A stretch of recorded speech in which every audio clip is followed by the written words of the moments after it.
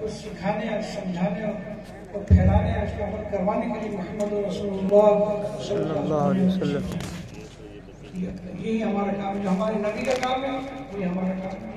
لقد من اللہ علی المؤمنین اذ بعث فیہم رسولا منہم یتلو علیہم آیاتہ ویزکیہم ویعلمہم الکتاب والحکمۃ.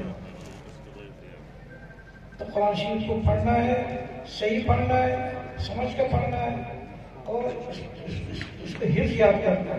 اللہ کرے ہر مسلمان سورہ یاسین شریف کو حافظ ہو اور اس کے ساتھ ساتھ ہمیں پھر اس پر عمل کرنا ہے. عمل کرنے کے لیے اللہ کے راستے میں نکلنا ہے، کیونکہ ایمان کی طاقت کے بغیر عمل کرنا مشکل ہے اور سمجھ بھی مشکل ہے. قرآن شریف جیسے اترا ہے دعوت کے ساتھ اترا ہے. ایک طرف اس کا عمل ہو رہا تھا اور ایک طرف اس کی دعوت ہو رہی تھی. اس سے قرآن دل میں اترتا ہے، اس کا یقین اترتا ہے. اللہ کے ساتھ حق ہے، اللہ کے نبی حق ہے، قرآن حق ہے. اس کے ایک بات حق ہے، اس میں شک نہیں ہے. لیکن آج عمل کو نہیں کر رہا مسلمان، اس لیے کہ ایمان کمزور ہو گیا. ایمان بنتا ہے اللہ کے راستے میں نکلنے سے. تو اس لیے جتنے بھی ہمارے یہاں پر حاضر ہوئے ہیں جو بھائی ہمارے، ان سے ہماری درخواست ہے کہ رمضان کا مبارک مہینہ بھی آ رہا ہے. یہ قرآن کا مہینہ ہے، شہر رمضان الذی انزل فیہ القرآن.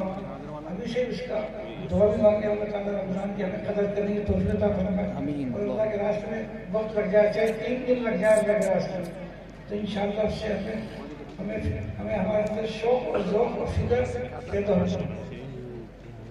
قرآن پاک پڑھنے کی اور رمضان میں نیت کریں. 5 وقت کی نماز انشاءاللہ جماعت سے پڑھیں گے اور انشاءاللہ پورے رمضان کے روزے بھی رکھنا ہے اور ہمیں قرآن کو صحیح کرنا ہے، صحیح پڑھنا ہے.